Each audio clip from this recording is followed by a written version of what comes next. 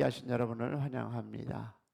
우리가 성경적 교제는 무엇인가 라는 제목을 가지고 오늘 말씀을 나눌 텐데요. 이 모든 말씀의 타이틀은요, 악수를 나누는 인생이 되자라는 그런 말씀으로 우리가 함께 할 수 있기를 바랍니다. 자, 어저께 우리가 얘기 나눴던 것을 조금 브리핑하기를 원합니다. 자, 그러면 어제 무엇이었습니까? 단 두 사람이 있어도 우리가 마귀의 역사를 넘어갈 수 있다라는 얘기를 나누었고요. 그래서 하나가 되기 어렵다라고 얘기를 나눴습니다. 그러나 만 명이 있다 할지라도 어떻다? 성령의 역사가 하나 된다면 우리는 하나님의 사역을 감당할 수 있다라고 얘기했습니다. 자, 그리고 나눴던 것이 무엇이었을까요? 모든 것은 보이지 않는 법칙에 의해서 움직이고 있음을 얘기를 나누었고요. 그리고 보이지 않는 그 법칙을 창조하신 분이 누구다? 하나님이다 라고 얘기하시고, 아직도 그 보이지 않는 법칙을 주관하시는 분도 하나님이시다 라고 얘기했습니다. 자, 그러면 우리가 여러 가지를 볼 텐데, 오늘은 어저께 질문했던 것 중 하나가 무엇이었습니까? 내가 넘어졌을 때 나를 일으켜주는 사람이 없다는 것은 무엇을 의미합니까? 라고 어저께 질문을 하면서 말씀을 마쳤고요. 그래서 이어서 우리가 화는, 우리 본문을 볼까요? 다시 한번 어저께 보여주겠습니다. 그리고 화는 누구에게 있다는 말, 다시 말해서 10절에 어디야? 혹시 그들이 넘어지면 하나가 그 동물을 붙들어 일으키려니와 홀로 있어 넘어지면 붙들어 일으킬 자가 없는 자에게는 무엇이 있다? 화가 있으리라. 자, 그러면 이 화가 누구입니까? 라는 질문입니다. 자, 압축돼서 얘기를 하면 무엇이, 다시 말해서 그동안 이기적으로 살았음을 증명합니다. 내가 이기적으로 살았다면 me, 나, I, 나를 위해서 모든 공동체가, 나를 위해서 내 가정이, 나를 위해서 사회가 살아갔다면 그것이 바로 이기적으로 살았기 때문에 나에게 화가 있다는 것입니다. 자, 두 번째 누굽니까? 넘어진 사람에게 화가 있다는 말입니다. 그럼 여기에서 주는 교훈은 무엇일까요? 사랑에 성공하는 것이 바로 진정한 성공이다. 믿으시면 아멘. 우리는 여러분, 하나님의 말씀에 심는 대로 걷는다 라는 법칙이 있습니다. 그것이 바로 하나님의 법칙입니다. 내가 인생을 살아가는 동안 실수와 능력의 한계로 인해 넘어졌습니다. 그런데 내 주변에 아무도 나를 일으켜주는 사람이 없다는 것은 무엇을 의미합니까? 왜 내 주변에 사람들이 내가 넘어졌음에도 불구하고 외면을 합니까? 여러분, 이것을 심각하게 고민해 보셔야 합니다. 저는 이것을 이렇게 생각합니다. 그것은 지난날 다른 사람이 넘어졌을 때 내가 외면했기 때문입니다. 다시 말해서 쌤통이다 라고 하는 거죠. 지금 나는 심은 것을 거두고 있는 것입니다. 그래서 하나님은 넘어진 자에게 화가 있다고 말씀하신 것입니다. 즉, 다른 사람이 넘어졌을 때 내가 외면하지 않고 손을 내밀었다면 내가 넘어졌을 때 그들은 나를 외면하지 않을 것입니다. 왜냐하면 심은 대로 거두는 것은 여러분 하나님의 법칙이기 때문입니다. 믿으시면 아멘. 그러면 우리는 어떻게 내가 넘어졌을 때 나를 일으켜줄 사람을 구할 수 있습니까? 가장 기본적 중요한 법칙은 내가 먼저 상대방에게 그러한 사람이 되어줘야 합니다. 맞습니까? 자, 이 말은 내가 만나는 모든 사람들을 위해서 성공을 빌고 위로자가 되시기를 축복합니다. 그러면 내 주변에 있는 모든 사람들이 성공을 돕고 위로하는 사람이 될 것입니다. 아멘. 이것이 바로 성경이 말하는 섬김의 법칙이요 지도력의 법칙입니다. 우리가 이 법칙을 어기고 사람들을 사랑하는 것이 아니라 이용하면 결국 어느 날 아무도 내 곁에 사람이 없음을 확인하게 될 것입니다. 그러기에 여러분, 다른 사람을 사랑하는 것은 궁극적으로 자신을 사랑하는 가장 지혜로운 비결입니다. 아멘. 어제 새벽 예배 끝나고 나는 이 든든한 바디가드와 함께 패트릭 김 집사님과 함께 차를 타고 가면서 자기가 여자들과 연애했던 이야기를 나누다가 결혼까지 끝까지 이루어지지 못한 이유는 상대의 여자들에게 문제가 있는 것이 아니라 자기에게 문제가 있다면서 가수 조성모 씨가 불렀던 노래 가시나무새 가사 중에 이 얘기를 하더라고요. 내 속엔 내가 너무 많아. 당신이 쉴 곳이 없네. 이런 얘기를 하더라고요. 다시 말해서 내가 나의 의가 너무 잘나서 다른 사람을 사랑하지 못했다. 이렇게 비슷하게 얘기했습니다. 저도 처음 어저께 들으면서 난 누군지도 모르고 그 뜻도 몰랐는데 얘기하시면서 그래서 저도 어저께 들어보면서 가사를 보니까 아 그렇더라고요. 근데 이것은 여러분 오케이를 받고 얘기했기 때문에 절대 뭐 무슨 얘기 안 할 겁니다. 제가 얘기 해도 됩니까? 아유 하세요. 뭐니까 자기 자신이 너무 잘나서 자기의 의가 너무 잘나서 다른 사람을 받아들이지 못하는 것이 이유 이것입니다. 여러분 자기가 너무 내 자신을 사랑하고 자기를 지배하고 자기 자신이 우상이 되니까 상대방을 거부하는 즉 자기 자신이 우상이 된 게 아닐까 저는 생각해 보았습니다.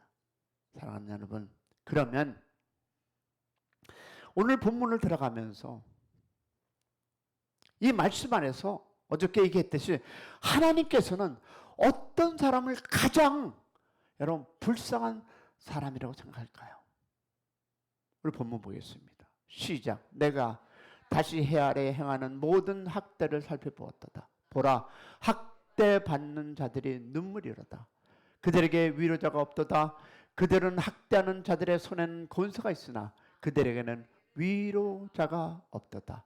그러므로 나는 아직 살아있는 산 자들보다 죽은 지 오래 죽은 자들을 더 복되다 하였으며 이 둘에도 아직 출생하지 아니하여 해 아래서 행하는 악한 일을 보지 못한 자가 더 복되다 하였더라.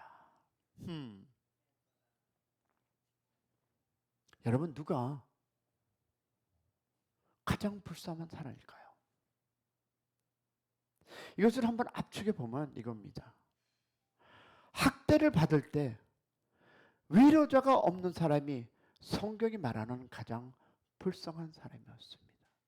그래서 저는 국민학교 때를 생각해 보았는데 제가 그 자리에 있었는데 그 어느 누구도 나를 위로한 사람이 없었다. 그러므로 나는 어떻다? 가장 불쌍한 사람이었구나 라는 생각을 해보았습니다. 자, 그렇다면 우리는 어떤 사람이 되어야 합니까? 이것을 다시 한번 압축하면 간단합니다. 쉼없이 학대를 받는 사람에게 무엇이 되어야 된다? 위로자가 되어야 한다는 것입니다. 할렐루야.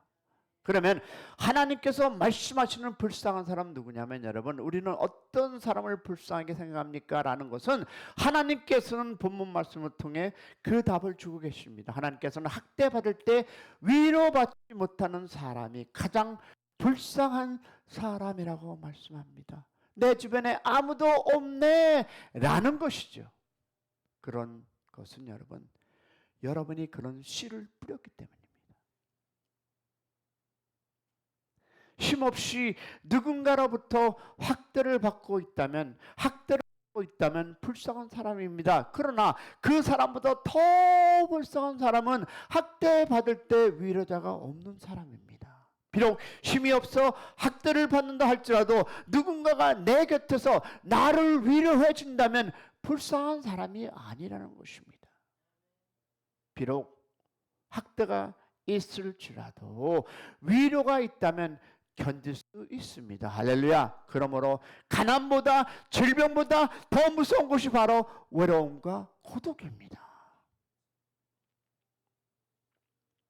우리가 말씀을 볼 텐데요, 고린도후서 1장 3절 이하 말씀을 보니까 이 법칙에 대해서 아주 중요한 영적인 교훈을 가르쳐주고 있습니다. 우리 아버지 되시는 하나님께서 위로자 되심을 증명하고 있습니다. 하나님께서 위로자가 된다는 말씀은 뭐 절대 우리가 불쌍한 사람이 아니라는 것을 의미합니다. 할렐루야. 하나님의 위로는 우리를 고난에서 견디게 하는 능력이 있습니다. 믿으십니까? 지난날 고난을 견딘 것이 우리의 능력이 아니라 하나님의 위로 열매가 있음을 믿으시기를 축원합니다. 그리고 고난을 통해서 하나님의 위로를 경험한 사람이 또한 다른 사람을 위로할 수 있음을 믿으시기를 축원합니다. 왜냐하면 우리 보겠습니다. 시작. 찬송하리로다. 그는 우리 주 예수 그리스도의 하나님이시오 자비의 하나님이시오 모든 위로의 하나님이시며 우리의 모든 환난 중에 우리를 위로하사 우리로 하여금 하나님께 받은 위로서 모든 환난 중에 있는 자들을 능히 위로하게 하시는 이시다. 그리스도의 고난이 우리에게 넘친 것 같이 우리가 받은 위로도 그리스도로 말미암아 넘치도다. 할렐루야. 계속 있습니다. 우리가 환난 당하는 것도 너희의 위로와 구원을 받게 하는 것이요 우리가 위로를 받는 것도 너희가 위로를 받게 하는 것이니 이 위로가 너희 속에 역사하여 우리가 받은 것 같이 고난을 너희도 견디라. 할렐루야. 7절. 너희를 위한 우리의 소망이 견고함은 너희가 고난을 참여하는 자가 된 것 같이 위로도 그렇게 할 줄로 아미라. 할렐루야. 자, 그러면 여러분, 고난입니까? 하나님의 위로입니까? 오늘 본문은요, 그리스도의 이 무엇이 고난이 넘쳤다면 또한 그리스도의 위로도 넘쳤다. 할렐루야. 즉 그리스도의 여러분 고난과 위로의 분량은 여러분 보니까 같습니다. 왜 나만 홀로 받는 고난이 아니라 그 그리스도의 고난 속에 함께 위로도 동일하게 함께 가고 있음을 우리는 믿는 새벽이 되기를 축원합니다. 만약 어떤 사람이 여러분 자신의 지난 날을 말할 때 자신이 당한 고난만을 이야기한다면 그 사람은 자기와 다른 사람을 속이고 있는 거예요. 그리고 그는 무엇입니까? 지금 자기를 자랑을 나는 고난 속에서 이렇게 이길 수 있었어. 나는 탑가이야. 나는 탑걸이야. 무엇입니까? 자기 자랑이에요. 그리고 그는 무엇입니까? 이 이야기의 초점은 무엇일까요? 고난이 아니라 이 말씀은 여러분 하나님의 위로를 말하고 있다면 그는 지금 하나님을 자랑하며 하나님의 영광을 돌려야 합니다. 할렐루야. 고난 속에서 하나님이 함께 하셨습니다. 고난이 있었으면 하나님께서 저를 이끌어내셨습니다. 고난 속에서 하나님이 함께 하셨습니다. 하나님을 자랑해야 되는데 우리는 간증을 할 때 나는 이런 고난이 있었습니다. 내가 이런 역경을 있었습니다. 그런데 하나님이 없는 무엇이 간증이 너무 많습니다. 그래서 제가 간증 집회를 안 합니다. 그 스토리가 그렇게 많은데 옛날엔 잘 팔렸죠. 안 하는 이유는 거기 있습니다.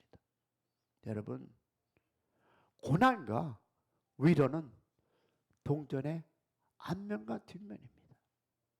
많은 고난이 있음에도 불구하고 그 고난을 이기고 견뎠다면 우리의 힘이나 능력으로 한 것이 아닙니다. 할렐루야. 하나님의 위로가 있었기에 가능했음을 믿으시기를 축원합니다. 그런데 하나님의 위로는 말하지 않고 고난만을 이야기한다면 내 능력으로 이겼다는 말이 되거니와 간증이 아니라 자랑이 되는 거예요.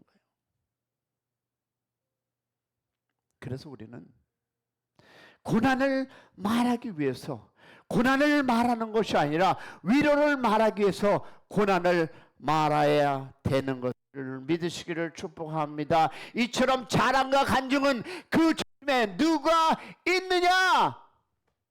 라가 판가름 나는 것입니다. 자, 그러면 이런 질문을 해볼게요.